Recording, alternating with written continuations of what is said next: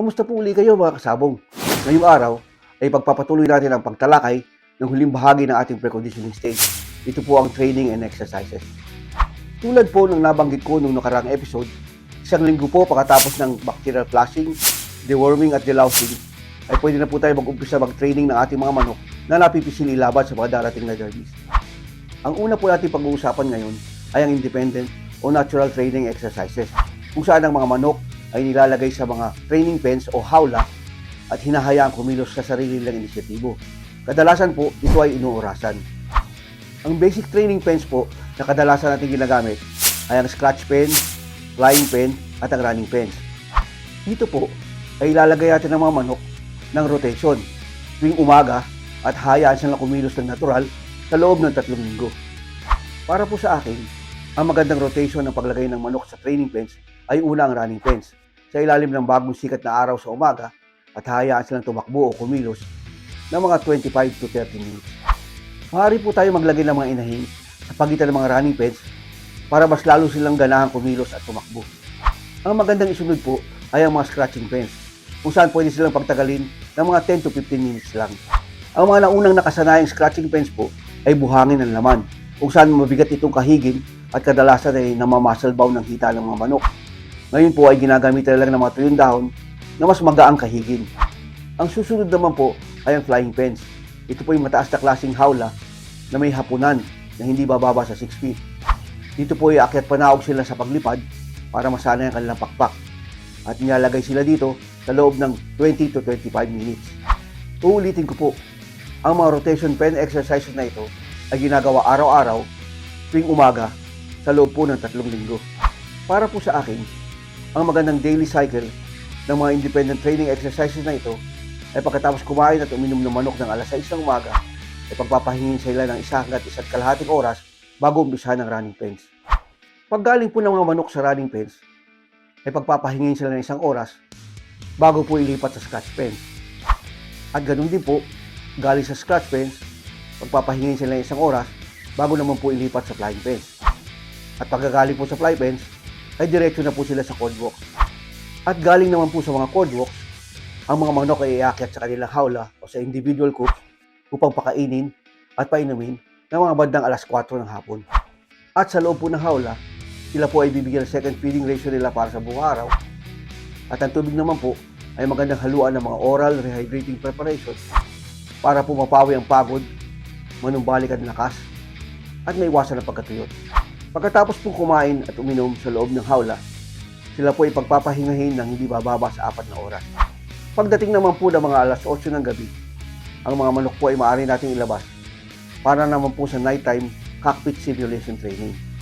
Sa loob po ng inyong rueda o maging sa katamtabang lugar na may lupa, sa ilalim pa rin po ng maliwanag na ilaw, ay pwede na po tayo mag-umpisa ng nighttime supervised training. Ito po yung mga training exercises na ginagawa natin sa gabi na may kaagapay na trainer o handler. At ginagawa po natin ito 3 linggo sa loob ng preconditioning stage. Katulad po ng nabanggit ko ng mga nakaraang episodes, meron po tayong tinatawag na dipping training exercise. Ito po yung knee bending exercise. Hawak po nyo yung buntot sa isang kamay nyo, tapos yung isang kamay nyo naman ay nakapatong sa likod, dahan-dahan nyo po itong ididiin para umupo po siya.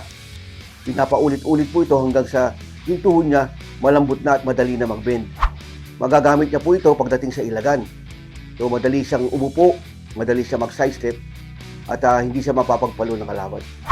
Kapag sanay na po ang mga manok natin sa dipping, medyo malambot na ang bending ng tuhod, ay pwede na po tayo mag-proceed sa next exercise na duck walking. Ang duck walking po ay related din sa dipping. Parehas din ang pwesto. Ang isang kamay nyo nakahawak sa buntot, ang isa nakadiin sa likod, at ang dibdib ay nakasahid sa lupa.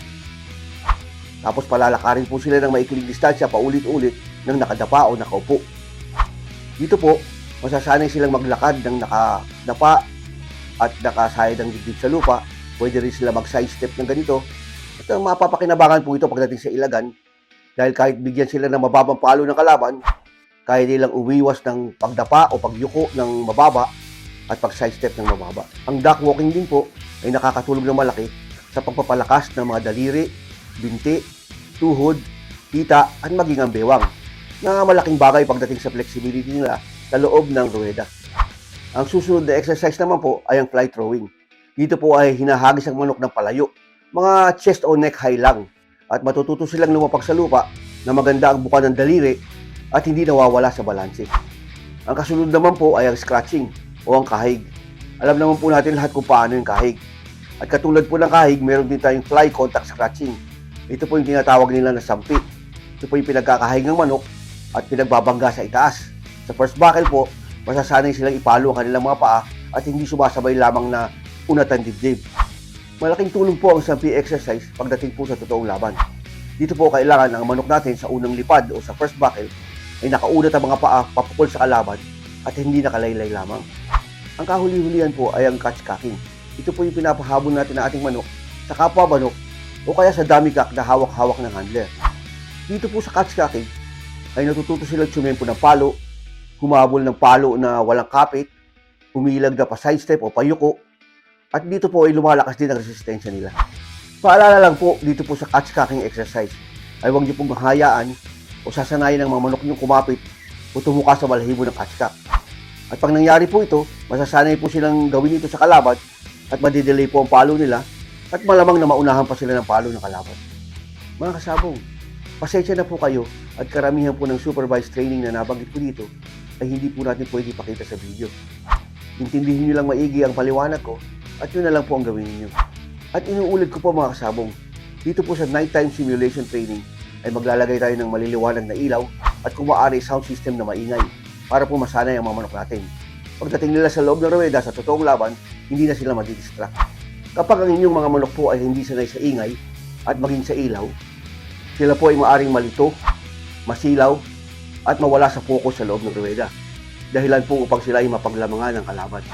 Lahat po ng training exercises na nabanggit ko dito ngayon ay binibigay po sa kada isang manok na pine-precondition ng hindi bababa sa 20 to 25 minutes kada session. Pag natapos na po ng isang manok ang buong training session sa gabing ito, sila po ay ilalagay sa loob ng limbering pen, sa ilalim pa rin po ng maliwanag na ilaw, at sila po ay pagpapahingahin. Lahat po ng mga manok na nakatapos ng training session ay dapat na makapagpahinga sa loob ng limbering pen ng hindi bababa sa 20 to 25 minutes. Kapag nakatapos na po magpahinga ang mga manok sa loob ng limbering pens, ay maaari na po itong ilabas upang bahagyang hilamusan ng tubig ang mga muka at basain ng bahagya ang ilalim ng pakpak hanggang sa may puwitan. Ang mga manok po dito ay maaari ding panandali ang himasin ng bahagya. Huwag naman po sobrang tagal at maaari ding masiksik ang laman ng ating mga manok at maging muscle bound. Ito rin po ang panahon ng pagbigay ng mga injectables na vitamin B complex with liver extract. Ang vitamin supplement na ito ang magsisiguro na mapunan at mapalitan muli ang mga bitaminang nagamit, nabawasan at nawala habang sila ay nagte-training. Ang mataas na antas naman po ng liver extract na kadalasang sangkap o halo ng mga suplementong ito ang magpapasigla ng dugo ng ating mga manok. Alam naman po natin na ang dugo ang nagdadala ng hangin o ng oxygen sa kabuuang katawan ng ating mga manok. At kapag hindi po masigla ang kanilang dugo, ay madali silang kapusin, mabilis mapagod at madaling manamlay. Para po sa akin, sa kabuuang 3 linggo ng preconditioning, ay magandang magturok ng 2 beses kada linggo. 0.25 ml o 1/4 cc po kada turok. Kapag nakatapos na po mag-inject ng mga vitamin supplements at nakapagpahinga na ng sapat ng mga manok, ay maaari silang painumin kahit konting tubig lang bago sila ipasok sa kanilang mga kulungan para patulugin na.